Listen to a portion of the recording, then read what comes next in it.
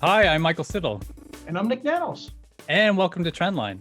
So the US election is just days away, Nick. The Democratic candidate is ahead in the polls, but Donald Trump will eventually win. That's what happened in 2016. Yeah. Oh, And yes. Sorry. now here I we are thought I again. thought I thought we were having some type of time machine trend That was, line episode where you were telling me what happened. I was just, what? well, we are going to fire up our time crystal and go back to 2016 and show a quick clip from CNN just to set the stage. Right now, the CNN poll of polls, the average of 5 national polls, still has Clinton ahead by 5. That's a lead, and it's not insignificant. But if Trump can whittle down that margin to under the margin of error, we may truly have no idea what will happen on 1 week and 1 day from today. So there you go. There was a lot of national polling suggesting that Clinton would win, but there's you can sense just in that clip that there was some reservations about that. Why was it so hard to predict what would happen in 2016? And Well, did polls get it wrong? so there was something that definitely went wrong, but it had to do with converting polling data into the Electoral College. So, when you look at the top 5 polls that were released in the close of the campaign, we heard the clip. They, 4 of the 5 had Clinton ahead, and actually Clinton did win the popular vote by about 2%. You can see that some pollsters estimated that she would win by 3 or 4. But the fact of the matter is, the pollsters, all the major pollsters, or most of the major pollsters, were within the margin of error, predicting Clinton to win the popular vote. The failure was actually in the most important thing, which was the Electoral College, because it's not a proportional democracy in America. It is the Electoral College that actually picks the president. And when people went, or when analysts like Nate Silver went to convert the polling data into the Electoral College data, that's where we ran into big problems as an industry. And because what people thought was, with Clinton ahead and consistently ahead for most of the campaign and the popular support, that might also mean that that she would potentially win the Electoral College. But that's not the case, because we had those crazy, Michael, you remember they had those like probability things, kind of like probability of a Clinton win and probability of a Trump win. And it's interesting, right now we talk about probabilities. I went to a website that I go to fairly regularly, 338 Canada. To predict, they've been crunching the chances of a Biden win and chances of a Trump win, and it looks very similar to 2016. I think Biden's at like 81.7% chance of winning, Trump at only 17.4%. And what people don't realize is that for these things, like 40,000, 50,000 simulations are run. And then in those simulations, Biden, for example, wins 80% of the time, but Trump still wins 17% of the time. And so it's kind of like the weather, Michael, like we read the weather, and when there's 0 chance of rain, it's usually right. But as soon as there's any chance of rain, 5%, 10%, 15%, 20%, that mean it can rain under certain circumstances. So we shouldn't think that 80% chance of Biden to win does not mean it is a guarantee. It means that he's more likely on the balance of probability, but that Trump can still win the Electoral College vote and the election. I think we saw that. I remember working on election night in 2016, and I think a lot of us were glued to our computer monitor, staring at the New York Times election needle. And at the start, it seemed to be a sure win for Clinton, and then it suddenly flipped over, and it's the same probability, of course. And the New York Times defended that needle. How do you poll for the Electoral College outcome? That seems like a really tricky thing to do. Yeah, well, the thing is that these national polls that are historically quite accurate can't be used to do the Electoral College, because the Electoral College is done on a state-by-state basis. And this is where state polling comes into play. And the one thing that I do know is that when you look at in the national polling scene and the mainstream media, that they hire major companies that have great track records, and they do a good job at the polling and predicting the national party support. But when you get to the state level, there's a diversity of firms and organizations commissioning polls. And there's also a diversity of quality. Many times, I've read some of these state polls, and I look to see who paid for the poll. and it's not listed in the report. Hmm. Or I'd read a state poll and it said that we have a statistical model that factors for hidden Trump voters. We hear a lot about that, hidden Trump voters, and we don't explain how it works, but that we do this kind of stuff. And then for me, whenever I hear any researcher kind of say that they're doing secret things that are not transparent, it's a big flag for me in terms of having less confidence in the credibility. So, Michael, here's a prediction. The risk will not be the national polls. It'll be state polls. And some states like Florida are turning into toss-up states. We even have the Democratic vice presidential candidate, right, going to Texas. Like, the Democrats haven't won Texas in a long time, but the gap is narrowing even in that state. So there are toss-up states where the numbers are within the margin of error. They're based on state polls that I will say are wobbly. Yeah. And we should be very careful in some of these electoral college predictions because they're very susceptible to a quick change if just 1 or 2 percentage points swing in one direction or another. We also have a massive amount of mail-in ballots in the States. I think it's the largest amount in history now. How do you, as a pollster, how do you account for that? Is it even possible to do that? Yeah, well, actually, one thing, it makes it a little easier because if people have cast their ballot, they're going to say they're going to report on how they voted. It's hard for them to be unsure, which is why unsure is so historically low in this particular election. You know, I saw some stats from Associated Press that said that 66 million ballots have already been cast. And I think in the last US presidential election in 2016, about 150 million ballots were cast. So there are a whole bunch of votes that are already in the bag.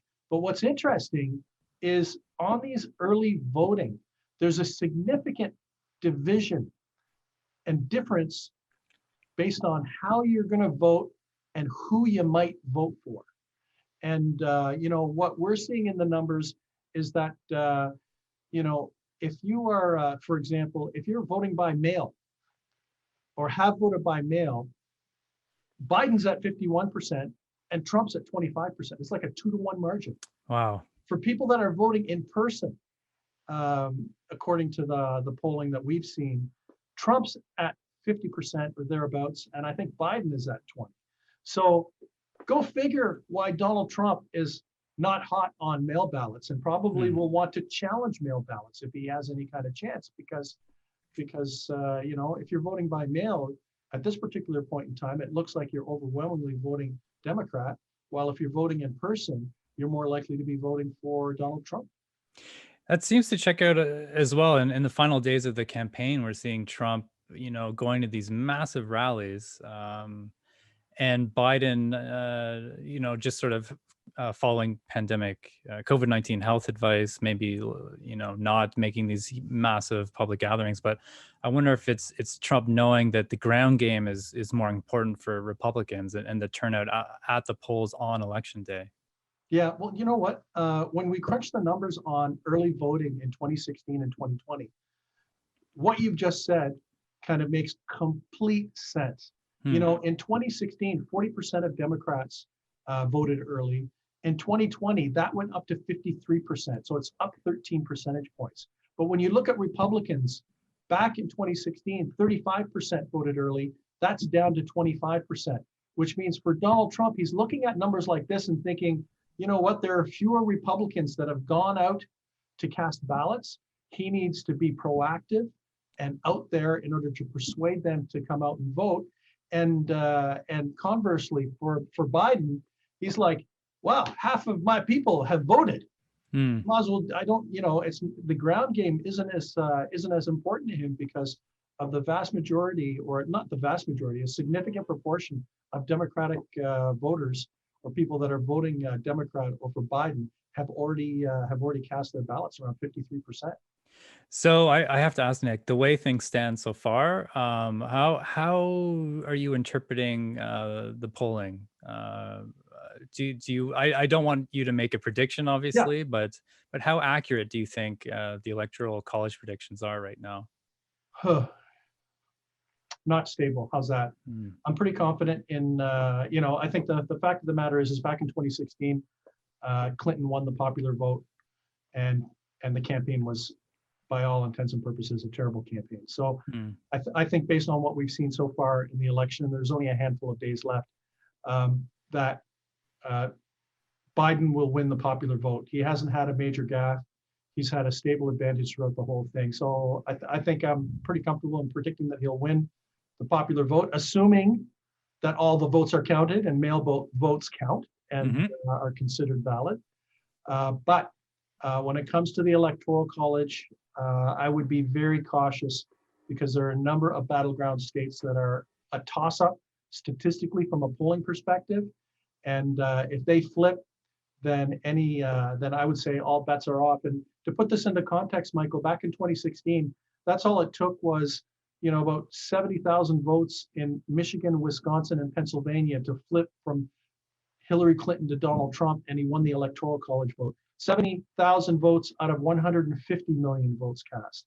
What I want to say is that these state races, the polling in the state races, the Electoral College predictions can be very fragile. And, if they all tip towards Biden, then it'll be a big win for him. But if it's a toss-up, who knows what might happen, and it could be much more competitive than some people think. Wow. Thanks, Nik. Now, north of the border in our own country of Canada, we've just had a couple pandemic elections, and it favored the incumbents, Saskatchewan and BC, as well as a couple federal by-election races in Toronto. It seems like a good political move to have an election if you're the incumbent. So what do you think's going on with the federal Liberal Party, and will we see a fall election? Well, I think when we looked at the showdown between the opposition parties and the Liberal government over the naming of the committee that would examine the WE controversy, that was really quite telling. The Liberals were not willing to blink. The NDP capitulated. They said nice things like, we're not going to give the Liberals an election. I think that's a very valid point to say, but they supported the Liberals and didn't get anything. The Liberals probably realized that they didn't need to give anybody anything because they'd be happy to go to the polls. Our polling suggests that the Liberals have the advantage right now over the Conservatives. And if an election were held today, they'd probably win that election. So I think the Liberals are looking at New Brunswick, Saskatchewan, British Columbia. Those are three provinces with three different incumbent parties, right? You have the Liberal part, the Conservative Party in New Brunswick, the New Democrats in BC, the Saskatchewan Party. The one thing that they had in common, all incumbent governments. And all of those incumbent governments were rewarded with very strong mandates. So I don't think the Liberals are afraid of having an election right now. They might even want one before 2021 rolls around. So why is that? Why would they prefer an election now instead of later? Okay, how about this, Michael? It's a choose your poison, decision making. So today's poison for the Liberals is the WE controversy, right?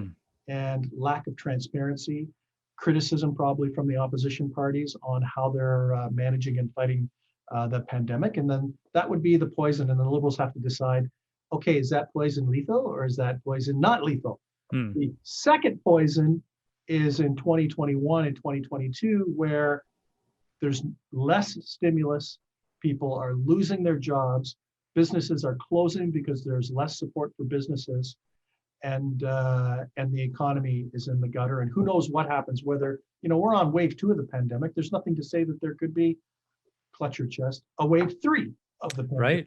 Right. So I think for the Liberals, the binary choice for them is go now, take your hits on the WE controversy, but still pump stimulus out there. Or go later, not have the WE controversy probably as big an issue, but have to deal with the human fallout of cutting back on stimulus. And I would hazard to say that if Canadians are receiving stimulus checks, that they are probably in a better mood than Canadians who are not receiving stimulus checks. And I think those are the two things that the Liberals have to try to sort through in terms of their political future, because there are risks on both sides of the equation. Now, what did you make of the two Toronto by-elections that we just saw in Toronto Centre and York Centre? It seemed like the Liberals may not have done as well as expected, if that's fair to say. Does that sort of put a damper on possible, hopes if they're actually hoping for a fall election? Well, they won, which the Liberals are probably happy that they won. Voter turnout was extremely low, like between 25 and 30% in both of those by-elections. But the thing is that the government wasn't hanging in the balance. I think if the Liberals having lost seats might have been put in jeopardy, we might have seen a higher voter turnout, not just of Liberals, but of opposition, the opposition parties. But I think the two key takeaways, why don't we say three takeaways that I have from the by-elections. First of all, Annamie Paul in Toronto Centre did very well. Considering how she did in the last election and that she was in a very safe Liberal riding, she did very well. And I think there's a little bit of enthusiasm in I'll call it the Green tribe, with her as the leader. And she did very respectably. The other thing is that the Conservatives actually did pretty well in the York Centre riding. And I think the Conservatives are enthusiastic. And my third comment, and this is, can I put a little asterisk? Sure. Maxime Bernier, People's Party of Canada. I don't think the Conservatives have to worry about vote splitting. He decided to run in that riding. I don't know why he did that, because it puts his personal brand at risk. And then I think he only received between 400 to 500 votes in total. Wasn't really relevant to the outcome. So I think those are the things that we learned out of those two by-elections. Now, my final question on this: what do you think the strategy is going forward for the Green Party? Where might we see Annamie Paul run? Well, if you're looking at the political map of Canada and the polling and ridings that have the best opportunity for the Green Party of Canada, they would be in British Columbia. Columbia. So let's face it: if there's ever a green revolution, it's going to start in BC, right? They now have 3 provincial members. They have federal members. The environment is a top issue in British Columbia, and that BC would be prime territory for not just Annamie Paul, but any Green Party candidate. So I think if there's any kind of future opportunity in British Columbia for her to run, that should probably be at the top of her list as a pretty high priority. Nik, for this episode, do you have any big takeaway or a prediction of what's ahead? Yeah, how about for the U.S. election? Get your popcorn, get your beverage, Tylenol, cough syrup. I think you stress should ball. Stress ball for me. Stress ball. You should get it all, and be prepared to yell at the TV set. Because I think it's going to be a long night, and I think it's uncertain. The one thing to watch is the voter turnout. If the voter turnout is heavy, that'll probably favor the Democrats. If the voter turnout is the same as before or even lower for some reason, because who knows how many people will show up in this new COVID pandemic world to vote on election day. If fewer people show up, that could be positive news for Donald Trump. Oh. Nik, as always, thank you. And where can we find you? You can find me on Twitter at Nik, N-I-K, Nanos, or you can go to the Nanos website for oodles of stats, www.nanos.co. And I'm also on Twitter at Michael Stittle, and you can find all the latest news on the U.S. election and Canadian federal politics at CTVNews.ca. Thanks for listening.